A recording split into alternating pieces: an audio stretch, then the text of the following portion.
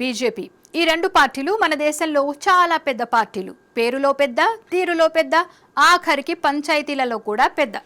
అవును, ఒకప్పుడు పార్టీ పంచాయతీలకు care of address Congress party అయితే ఇప్పుడు బీజేపీ పార్టీ. దొందే అన్నట్టు గాంధీ భవన్లో రోజుకు ఎన్ని కొట్లాటలైతాయో బీజేపీ భవన్లో కూడా ఈ మధ్య అన్ని కొట్లాటలు అవుతున్నాయి. దానికి కారణం నేనే సీనియర్, నా పెత్తనమే సాగాలే అని గ్రూప్ రాజకీయాలు చేయడం. ఈ గ్రూప్ రాజకీయాల వల్లే ఇటీవల పార్టీ పదవుల్లో తెలంగాణ రాష్ట్రం నుంచి ఏ ఒక్కరికి కూడా చోటు దక్కలేదనే ప్రచారం జరుగుతోంది. ఆ ప్రచారానికి ప్రాణం పోశారు ఎమ్మెల్యే రాజాసింగ్. తెలంగాణ బీజేపీలో ప్రతిసారి గ్రూప్ రాజకీయాలు, చీటికి మాటికి ఢిల్లీకి ఫిర్యాదులు చేయడం, అందుకే బీజేపీ జాతీయ కార్యవర్గంలో తెలంగాణ నాయకులకు చోటు దక్కలేదని, ఇప్పటికైనా బీజేపీ లీడర్లు తీరు మారాలని ఎమ్మెల్యే రాజాసింగ్ అన్నారు. భారతీయ జనతా పార్టీ జాతీయ కార్యవర్గంలో తెలంగాణకి ఒక్క పేరు కూడా అవకాశం ఇవ్వలేదు. గతంలో చాలా మంది పెద్ద నాయకులకి జాతీయ కార్యవర్గంలో మంచి మంచి పదవులు కూడా ఇచ్చినారు, వాళ్ళు మంచి పని కూడా చేసినారు. కానీ ఈ కొత్త నితిన్ నబీ గారు ఒక కొత్త సైన్యం తయారు చేసినారు.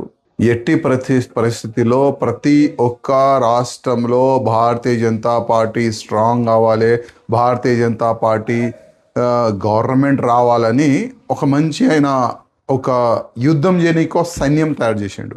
కానీ తెలంగాణ నుంచి ఒక్క కూడా పేరుని వాళ్ళు ఇంక్లూడ్ చేయలేదంటే మన తెలంగాణ పెద్ద నాయకులు ఒక్కసారి ఆలోచన చెయ్యాలి. ఎందుకంటే ప్రతిసారి గ్రూప్ రాజకీయం ప్రతిసారి కంప్లైంట్ ఢిల్లీకి వెళ్ళాలి, కంప్లైంట్ ఇవ్వాలి.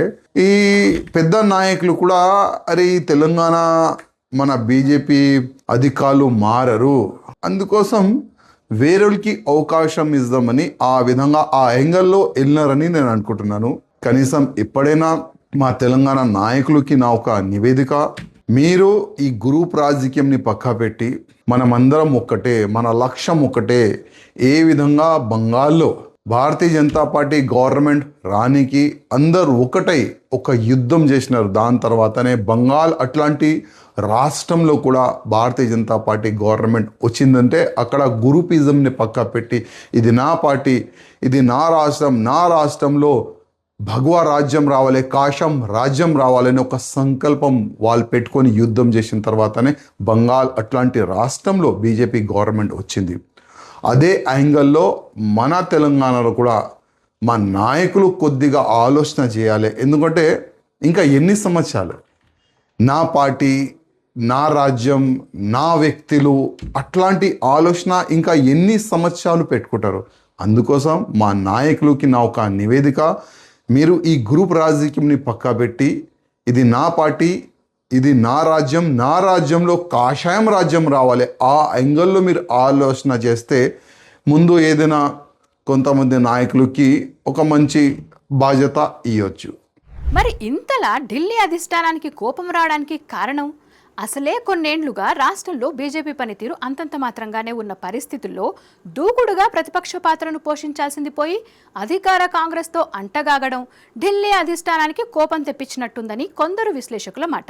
మరి వేచి చూడాలి, కేంద్ర కేబినెట్ పునర్విభజనలో తెలంగాణ ఎంపీలకు చోటు దక్కుతుందో లేదో.